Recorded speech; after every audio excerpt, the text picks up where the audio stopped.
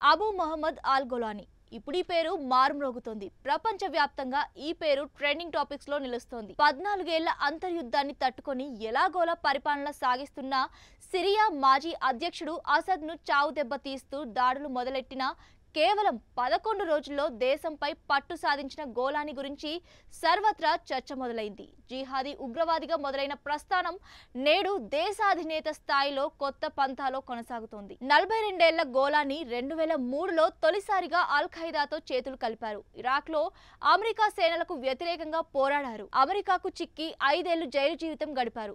ఈ సమయంలోనే తన ఐడియాలజీకి మద్దతుగా నిలిచిన ముఠాలను ఒక్క తాటి మీదకు తెచ్చారు.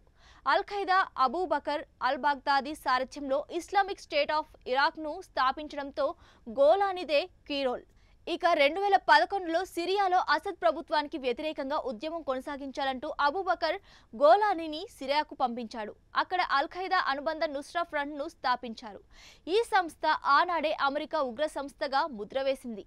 గోలానీని పట్టిస్తే $1 కోటి ఇస్తామని నజరానా కూడా ప్రకటించింది. 2013లో సిరియాలో అంతర్యుద్ధం మొదలయ్యాక నుస్రా ఫ్రంట్ ను ఇరాక్ అల్ ఖైదాలో కలిపేసి కొత్తగా Islamic state of Iraq and Syria అంటే ఐసిస్ ను స్థాపించారు అబూబకర్.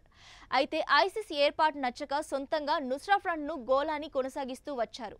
2016లో అల్ ఖైదాతో తెగదింపులు చేసుకుని సొంతంగా ది సిరియా కాంక్వెస్ట్ ఫ్రంట్ ను గోలానీ స్థాపించారు. 2017లో ఈ పేరును హయత్ తహ్రీర్ అల్ షామ్ గా మార్చారు. అంటే సిరియా విమోచన సంస్థ అని అర్థం. ఇడ్లిబ్ ప్రావిన్స్ లో తన పట్టును నిలుపుకున్న గోలానీ స్వతంత్రంగా పోరాటం చేసే వేర్వేరు ఇస్లామిక్ ఉగ్రవాదుల ఆధిపత్యాన్ని అణచివేశారు.